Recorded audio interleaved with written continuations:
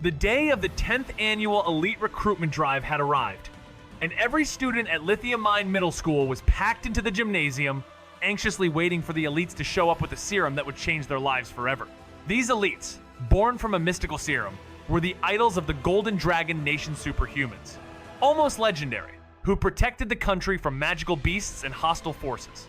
The children of miners had never seen these figures before, aside from the occasional speech from the mayor.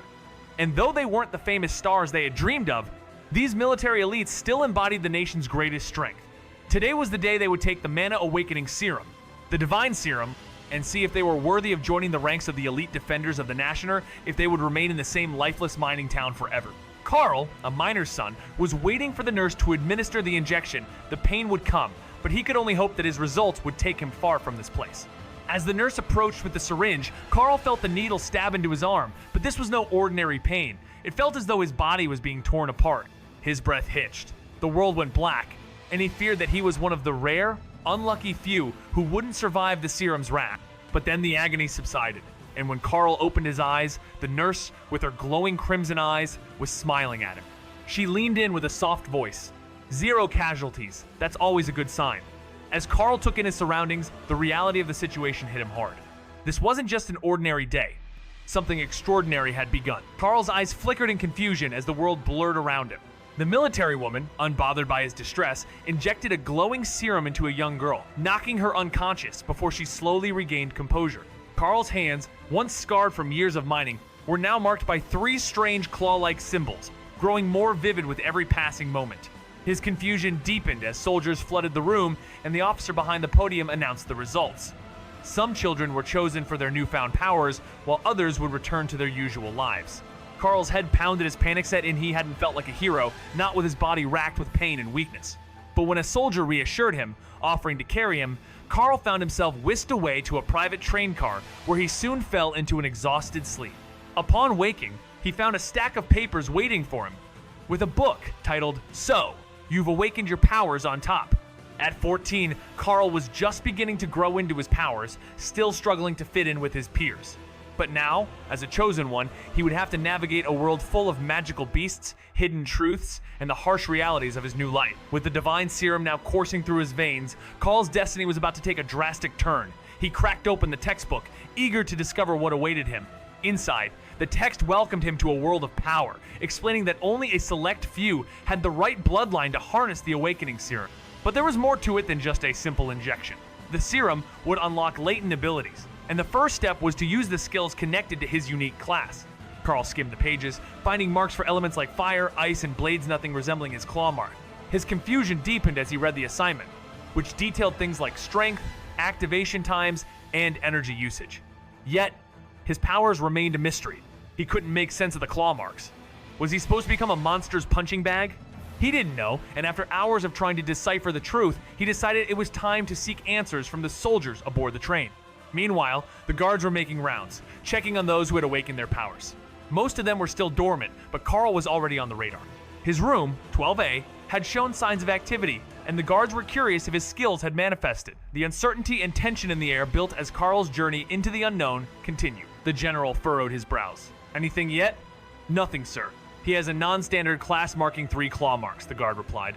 The general signaled to his aides to dig deeper into this unusual class, but after several minutes, they had no concrete answers.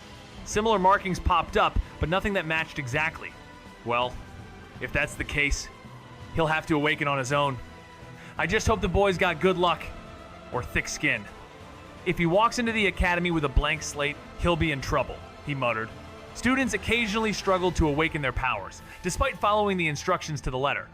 Some got a unique skill but lacked the knack to use it. Others found themselves with powers that just weren't useful. The general remembered a kid who'd awakened the mage class but couldn't cast a single spell until the end of the first semester. That kid? A failure. He ran away during a school, outing to live like a commoner. That was the harsh fate of many who failed to unlock their true powers, either because they weren't suited for the abilities they'd been given, or because their class marking was simply too mysterious to guide them. The Divine Serum, developed after studying an ancient artifact beneath the Dragon Cathedral, had been humanity's hope. This serum was crafted to tap into hidden powers, giving the Golden Dragon Nation a fighting chance against its neighbor. The serum turned regular citizens into powerful defenders and mages, preparing them for battle against fierce creatures or enemy fleets. Those who survived the procedure were enrolled in elite military training. The power was coveted, but it came at a cost. These students lived luxurious lives, as long as they passed all their tests at the academy and proved their worth. Only then would they earn prestigious titles and social benefits. Meanwhile, Carl, unaware of the ongoing discussions, had his mind focused on a different problem.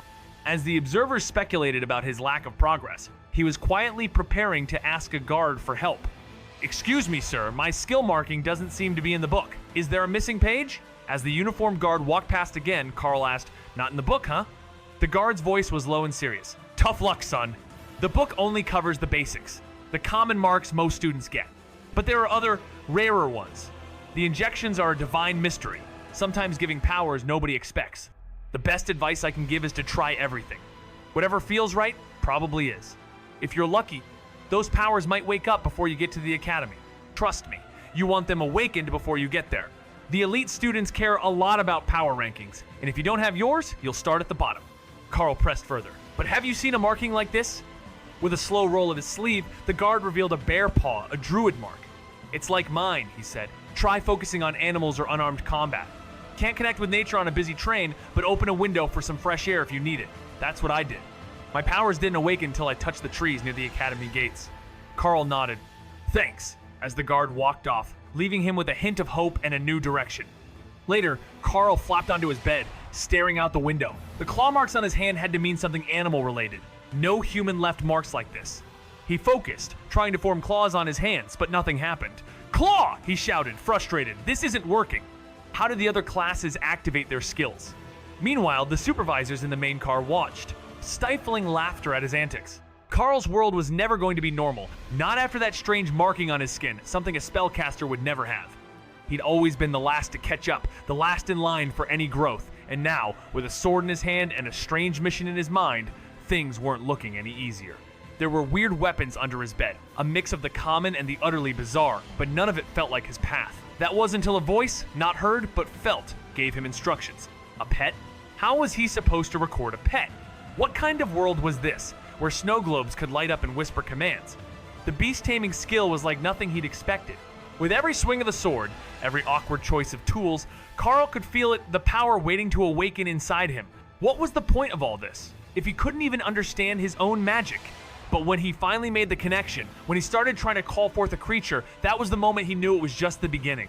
Maybe it wasn't dragons just yet, but something more, something that would take him higher in this harsh world. Carl was deep in thought, wrestling with his options when a gentle tap on his arm pulled him back to the moment. "Any luck?" the patrolling guard asked, glancing at the two open drawers and the sword sprawled across the mattress. "Yes and no," Carl replied with a sigh. "I think the blade's the right choice, but I can't seem to figure out how to activate the skill. None of the other weapons really do it for me either." "Keep at it," the guard said with a reassuring smile. "You're ahead of most. The others are still asleep." "Well, that's something," Carl muttered. "Maybe I can crack this before we even hit the academy. By the way, is there a kitchen here? I think better with a full stomach." The guard grinned and pointed down the hall. "You missed breakfast, but no worries. I could sneak you a little something." As they walked through the sleeping quarters of his classmates, they reached the dining room. The cook, busy in the freezer, didn't notice Carl's arrival. "Grab what you want and leave it by the grill. I'll be with you in a sec." Carl wasn't picky. He grabbed a couple of small steaks, some rice, and veggies, then spotted a pile of oversized white eggs. On a whim, he picked one up and set it on his plate. But in an instant, the egg vanished, leaving Carl blinking at his empty hand. What just happened? And how long would it take for the egg to hatch in the magical void of his mind? Would it even hatch? Carl was trying to wrap his head around what just happened, but the details were hazy. A strange vision of a small straw nest with a giant white egg formed in his mind, and before he knew it, the egg cracked open. Startled, he stepped back, bumping into a guard who thought he might be faint from hunger. The guard steadied him, reassuring him that it was normal to feel off after waking up from the divine injection, especially for those with magical classes. He was then led to a table where a cook, overhearing their conversation, asked about his class marking. When Carl explained the 3 claw marks on his forearm, the cook casually mentioned that some markings are more unusual than others, like the ones he had. Carl tried to make sense of it, but there were so many tattoos and no clear answer. The cook casually pointed to his own tattoo, a small wand with sparkle sand, shared a theory about how the size of the tattoo might be linked to one's magical talent. Carl joked about being a hunter, and the cook offered a bit of hope, saying he'd discover his abilities once he unlocked his class skills. That's when Carl learned that thinking the word status would show how his powers were growing. Little did he know, this was just the start of his journey at the Golden Divine Academy, where every decision could make or break him. As the meal was being prepared, Carl closed his eyes and focused on the strange sensation in his mind. He wasn't hearing words, but the mental image of his beast companion, the Windspeed Hawk, came into sharp detail. The message was clear, albeit simple. Beast space activated, with a single occupant, his new pet, the Windspeed Hawk, ranked common. The bird had basic skills, like claw, rend, and supervision. As the information settled in, Carl felt an unfamiliar surge of power coursing through him. Then, the system displayed his own stats. Beastmaster. Carl ranked common with the same skills as his hawk, but this didn't match what he'd read in the booklet. Shouldn't there be some kind of guidance? Wasn't there supposed to be a ranking or something that would tell him how far he had to go? Unsure, he asked the two men nearby. They weren't much older than him, probably still in their 20s, but they were already out of the academy, experienced. One of them, a mage, shrugged. Well, that's the tricky part. Unless you can sense energy fluctuations like a mage, or someone tells you directly, you can't really tell. The other, a druid, explained further. The power ratings are subjective. Some of us use different criteria, based on things like battle victories or the strength of our healing and support skills. For instance, I've reached the awakened grade, and I can fight awakened beasts. But the cook here is still in the common grade. That's how it works. For better or worse, I was always near the bottom of my class, barely scraping by. Sure, I've got a range of skills. I can heal, fight, turn into a bear, even make plants grow, but none of them are impressive. So, here I am, stuck at the awakened grade, like a jack of all trades, master of none. Carl nodded as if he got the idea, though not exactly the power levels. You see, focusing on too many things can leave you weak in all of them. Kinda like that guy from his neighborhood, a handyman who could fix your sink or fridge, but only the easy stuff. If you needed anything more serious, well, good luck. I get the point, Carl said. So, how strong were the top students? Ever heard of Archmage Mia, the new idolcaster? One of the graduates asked. She was in our class. First year, she hit the awakened rank. Second year, she was taking down ascended beasts like it was nothing. By graduation, she was already commander grade. Then, just a few years later, she got some top secret resource from a mission that pushed her to royal rank. That's when everyone started calling her the Archmage. Fame went to her head. She doesn't even reply to our messages anymore, but hey, we can say we were in school with her. Carl gulped. Royal rank monsters? He shuddered to think of one of them wiping out his hometown in minutes. The strongest guy there was the mayor, a commander grade warrior, but Carl didn't think he'd last long against a royal beast. That town didn't even have proper guards, just a few cops who wouldn't stand a chance. If it ever came to a fight, the old mayor would be in trouble. Carl sat there for a moment, then grinned at the two seniors. Guess I better get back to my room and try to awaken some skills before I get kicked off the class idol's phone list, huh? The cook laughed. That's the spirit. A little motivation can go a long way when it feels like you're slogging through the toughest parts of training. That stuck with Carl as he walked back to his room. He thought about how tough it was to stick with something when the spark faded. At first, everything's exciting, full of potential. But then comes the grind, and you start losing track of why you're even doing it. If you're lucky, you'll pick yourself back up, but if not, you're in for a world of hurt. Carl, a miner's son, stood at the crossroads of destiny, his life taking a wild turn after surviving a near-fatal reaction to the divine injection. Now bound for the prestigious Golden Divine Academy, Carl had one goal: awaken his mysterious powers or be cast aside. With no clear guide, he stumbled upon the path of a beast tamer, forming an unlikely bond with a baby Windspeed Hawk. His new skills were a mystery, but supervision unlocked a whole new world, a world where every movement was sharp, every detail clear. But there was more to him than that. Rend, a combat skill, was his true test. With one thought, the blade lit up, releasing a destructive wave of power. The more he trained, the faster he'd master it. Between the power struggle at the academy, hidden secrets, and rivalries, Carl's journey was just beginning. From a mining town to the deadly corridors of power, he was determined to prove he belonged, even if it meant mastering his strange abilities and surviving the ruthless world that awaited him. Carl, a boy with a mysterious claw-shaped mark, finds himself on a journey to the prestigious Golden Divine Academy after surviving a life-altering divine injection. As he grapples with his newfound powers, he uncovers the potential of his strange skills, like Rend, which could cut through multiple enemies with incredible speed. Despite struggling with the limitations of his abilities, such as the slow activation speed and draining energy, Carl persists in his quest to master them. Through trial and error, He adopts a combat strategy inspired by the Hawkswift, calculated strikes rather than raw strength. As he hones his skills, he bonds with the baby Windspeed Hawk, unlocking further abilities like supervision and gaining more flexibility. Yet, despite these advances, his powers are unpredictable, and the physical toll they take on him becomes evident. With his focus set on proving himself among his peers at the Academy, Carl must navigate the harsh realities of a world where power and survival are intertwined, while uncovering the dark truths behind his divine injection. Carl had been hitting the gym hard, but he wasn't looking to build endurance, just a better physique. That was what the school was for, right? Focus on the training, and eventually, it would pay off. His arms sore from yesterday's effort. He massaged them while the rest of the students were just waking up, flipping through their guidebooks.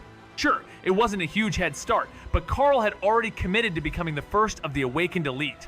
The announcement came over the train speakers. It was time to gear up. He gathered his weapons, his uniform, and packed some snacks into his backpack. No one said you couldn't carry multiple weapons, and the guards didn't stop him from practicing that way. The walk to the academy was on. A strange test, no doubt, but Carl wasn't going to let it catch him off guard.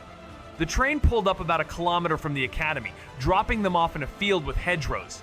A slender guard led them out, giving his welcoming speech about their traditional walk. As the new arrivals shuffled off the train, bleary-eyed from lack of sleep and late-night practice, Carl took a deep breath of fresh country air, free from the dusty mines he'd come from.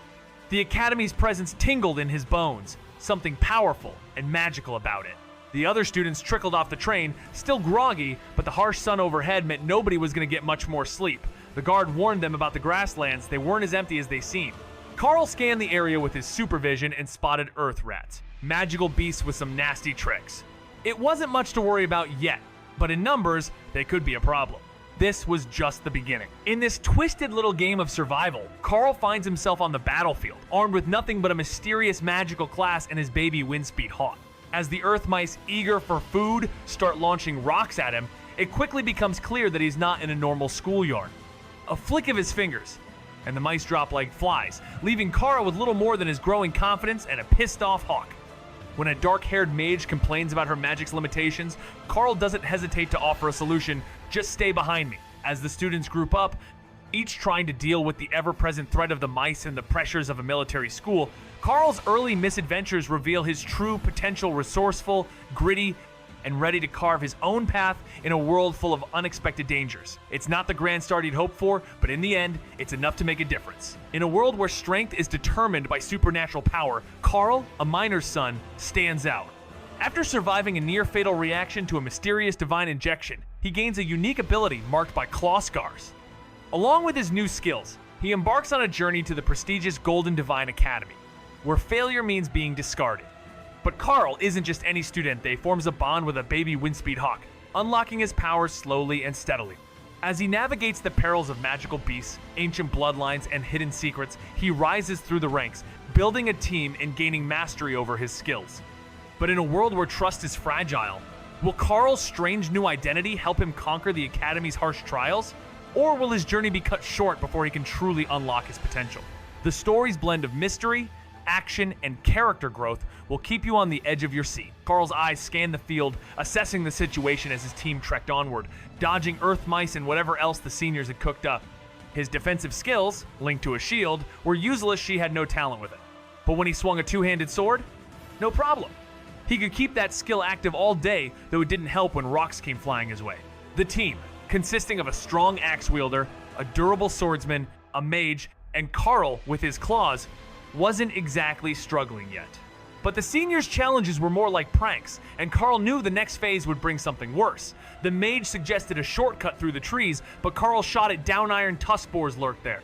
Moving forward was the only option, albeit cautiously. It was a race against time. Other groups were trailing behind, unsure whether to face the direct route or take the longer, safer path. Just as they reached the midpoint of the field, another group came jogging up, and chaos erupted. They'd all underestimated what was lying ahead. Vines erupted from the soil, coiling around the new group's feet, yanking them into the soft earth as others lashed at their faces. Carl had no idea what kind of plant monster they were dealing with, but the loud footsteps had definitely woken it up. Move slowly. It hasn't attacked yet. Just stay calm, and we can get out without trouble. Only fight if you're completely trapped, and avoid stepping on the vines, Carl ordered. You're the boss, but if we get stuck, I'm blaming you, the mage muttered. smirking, clearly expecting disaster. They made it almost to the edge when one vine twitched right under the swordsman's foot. Not only did he step on it, but he also tripped and sliced through a dozen more vines with his sword. "Get him up! Let's run!" "The monster won't like that," Carl shouted, dashing toward the safety of the hedgerow. The woodcutter yanked the swordsman to his feet, and the group bolted, hoping to reach the edge before things got worse. Vines snatched at Carl's legs, but his quick steps kept them from grabbing hold almost to safety when a vine suddenly jerked him back. The mage, using Carl as a springboard, jumped over him, only to be snatched midair, hitting the ground hard. Nice plan, bad execution. The swordsman chuckled from behind, hacking through the vines. Carl sliced himself free with his rend ability and freed the mage, who scrambled toward the trees. The woodcutter was the last one to reach safety, but he knew how to deal with these vines, using his axe to keep them at bay. "Sorry, I would have told you the trick, but it's too complicated," he muttered, just seconds behind the others. "It's fine, no time for a lecture in the middle of a monster attack," Carl agreed. The mage almost said something, but stopped, realizing there wasn't a moment to explain. The final stretch lay ahead, a freshly mowed field with a single cobblestone path leading to the gates. If they could make it through that, they'd be safe. Well, mostly. In the harsh world of the Golden Dragon Nation, where the strong reign and the weak are discarded, 4 unlikely students, Carl, Dana, James, and Kruger, arrive at the prestigious Golden Divine Academy, each carrying their own burdens and secrets. Carl, the son of miners, has survived a life-threatening reaction to the divine injection, which grants supernatural abilities, and now must awaken his power soar, be cast aside. As they step onto the academy grounds, the group quickly realizes the high stakes, with Carl already bonding with a young windspeed hawk, discovering his unique powers as a beast tamer. The journey ahead isn't just about mastering skill sets, about navigating the treacherous politics of their new home. Amid ancient monster bloodlines and dangerous magical beasts, Carl's mysterious class marks him for a path different from the rest. The choices they make in their new lives will define them, but with their futures uncertain, survival means staying sharp, making allies, and confronting the unknown at every turn. Carl chose the balcony dorm, a choice that seemed odd to others. The room itself wasn't much barely a bedroom, but it offered outdoor access. Something rare in this building. He knew his windspeed hawk would love it, especially after the tiny beast had devoured some earth mice. The hawk's hunger was insatiable, and it had big plans to grow strong enough to soar through the skies. When Carl spoke to the creature in his mind, offering more meat at dinner, the bird eagerly responded, hoping for more mice. Meanwhile, the teacher couldn't quite understand the reasoning behind Carl's decision. The balcony wasn't the most conventional option, but for Carl, it was perfect for training. The room had a bed, desk, shower, and all the essentials, but the real benefit was the space for practicing his area attack skills, which he couldn't train indoors. As the others checked their rooms for the basics bathrooms, kitchens, they couldn't help but wonder if they had made the right choices. Carl, however, felt confident. They were given their keys with a smile from the teacher, but there was an underlying tension, as if they had missed something important. Stepping into the hall, they encountered senior students with badges representing different ranks: white for common grade, black for awakened, and bronze for ascended. Carl was still wearing his white badge, unaware of the deeper meaning behind those colors. Still, one thing was clear. This was just the beginning of his journey at the academy. The seniors led them to the mysterious dorm building, warning them to forget any expectations. The academy wasn't just a school, it was practically alive with magic. They toured the campus, passing the cafeteria and laundry facilities, but the lack of elevators and the long climb to the second floor made it clear. This place was full of surprises. Carl, the newbie, couldn't shake the feeling that something was off, especially after hearing their teasing about the nicer rooms at the top. But as they reached their rooms, the reality hit. Stone walls, a bare room with scorch marks, and an eerie golem standing still in the center, a relic of the last senior class. The seniors whistled in approval, hinting at the hidden perks like the unbeatable training dummies.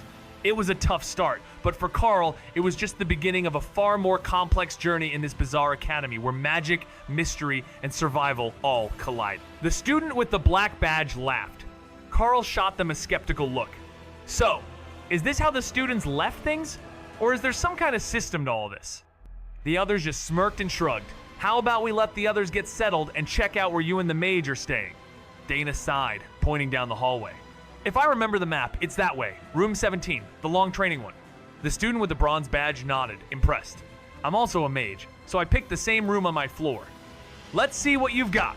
They opened the door, revealing an unnervingly long hallway that stretched far beyond the building's actual dimensions. At the entrance was a small bedroom, a bathroom, and a kitchenette along the wall, followed by the vast stone expanse of the training hall. It was spotless, with a single potion sitting on the table, accompanied by a welcome note from the previous occupant. Congrats, you got a decent senior. Check out your gift, we'll get Carl settled next.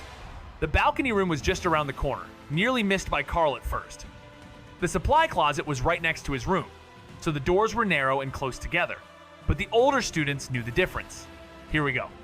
The balcony on our floor is empty. We didn't have as many students, so some rooms aren't in use. The door opened to reveal a plain room after a short hallway with a bathroom to the left. Inside was a simple metal desk and a large bed, trimmed with black leather and drawers beneath. The walls were dark gray, giving the room a cold, eerie vibe, but the curtains were embroidered with the Academy's gold logo. Guess this was the kitchen witch's room. Creepy goth girl. You can repaint once you get some credits for supplies. Good luck with that. The student with the gold badge sighed, disappointed there was nothing special about the place. Carl had no idea what was waiting for him behind that door. As soon as he stepped out onto the balcony, he was hit with an explosion of green plants everywhere. And not just any plants, but lush, vibrant ones, like something straight out of a magical garden. Carl couldn't help but smile. Growing up in a home where even flowers didn't last long, this was a nice change. The Windspeed Hawk, his loyal companion, was absolutely thrilled, hopping around among the potted trees and vines like it had found paradise. But the longer Carl walked, the more it became clear this balcony was something else. It was huge, way bigger than it should have been. And the further he went, the more he discovered. A gazebo tucked in the corner, a hammock, and an old notebook on the table. Flicking it open, Carl found something curious instructions for caring for the plants. But these weren't just any plants. Some helped with growth, others were used for sneaky tricks, like catnip to bribe security, or a berry that could attract giant monsters if you wanted to sabotage someone. He couldn't help but chuckle. The previous resident had clearly been a character. As Carl pondered this, his baby Windspeed Hawk kept complaining still, no mice. They'd been searching high and low, but magic dorm or not, the rodents were nowhere to be found. Shrugging, Carl made up his mind. All right, let's head to the cafeteria, buddy, and get you some meat. Carl made his way back to the main floor, heading straight for the buffet in the cafeteria. New student? I don't recognize you, the elderly woman behind the counter remarked. Yes, ma'am. I'm Carl, he replied politely. That's a good start. All right, take what you like, but only the white plates can be taken back to the rooms. You have to return them at your next meal. Eat as much as you want, the magic affects each of you differently, so no need to hold back. The hawk's voice echoed in his mind, eager for food, urging him toward a section of raw fish. It was like a grocery aisle where you could pick your ingredients to take back to your room, while the first half of the counter had already prepared dishes. In that case, excuse my hunger, Carl said, grabbing a pair of white plates.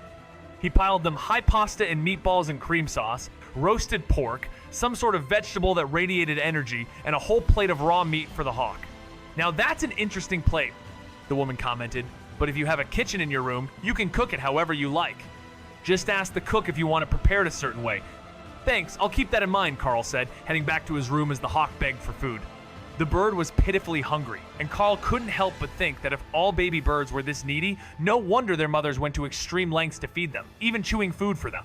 Thankfully, the Windspeed Hawk had a sharp, metallic beak that could easily cut through bone, even as a newborn. The meat was boneless, which disappointed the bird who craved the crunch, but the nutrient-rich monster meat made up for it. It devoured 5 times its weight in minutes, still begging for more meatballs as Carl finished his meal. All right, 1 meatball, Carl agreed, but after that, you need to wait for dinner. When is that? I'm starving, the hawk complained, before burping loudly and falling asleep. Carl's life definitely wasn't about starvation. By the time the Windspeed Hawk woke up, it was already zipping through his mental space, the size of a sparrow, and totally distracting him as he cleaned up his balcony, sorted through some leaves for drying, and watered the plants. Everything here was a potential magical resource, even the leaves, if dried right. But Carl wasn't sure if the garden was part of the school's sanctioned area, or if it would be seen as stolen property. As he finished his tasks, the hawk chimed in. Is it dinner yet? Let's have something crunchy this time. Carl agreed. Sure, we'll check on the others after I write a letter. The bird had no idea what a letter was, but Carl was sending one to his parents, reassuring them that he was fine and settling in at the academy. He didn't have a phone, but he'd figure it out later, maybe when he earned the elite stipend and could afford one for his parents, even help them escape the mines. The letter was quick to finish, and Carl placed it in the box by his door, where both outgoing and incoming letters could be left. Afterward, he made his way to the dining hall, which was packed with rough-looking students, most of them covered in mud and bruises. As he grabbed his dinner, Carl secretly swiped a roast chicken for his beast taming space and returned for a second plate loaded with cheeses and snacks, then sat down at an empty table. A girl sitting nearby, her face badly bruised, noticed him. "You were in the gauntlet group, right? Didn't see your face earlier." Carl nodded, asking what happened. "We were beaten half to death," she said, rubbing her face gently. "We tried to stick together for safety against earth mice, but the plant monster was already out of control by the time we reached the second field. We decided to take the tree line, but it didn't go as planned." Carl raised an eyebrow. "The one with the monstrous boars?" he asked. Carl nodded. "Oh, you already know?" he said. "That's why we went through the field. I saw the marks of the boars on the trees, and I recognized them from the mining town I grew up in." She laughed, revealing herself. "It's me, Jasmine. Guess you didn't recognize me with my face like this." Carl stared at her, realizing she hadn't introduced herself earlier. She was different, yet familiar. Jasmine was no longer the same blonde-haired, chubby girl he once knew. She'd lost at least 20 kilos and her hair color was a complete switch. "You look different," Carl muttered, not wanting to offend her. Must be the hair. He should have noticed, but puberty had clearly changed her, and him too. The crowd was filled with faces that seemed familiar, yet transformed, many of them improving in ways he hadn't expected. Carl blinked, shifting his focus. He felt taller, his pants no longer touching his shoes like they had this morning. Maybe the academy wouldn't be so bad after all. With a little more growth, he'd be just like everyone else.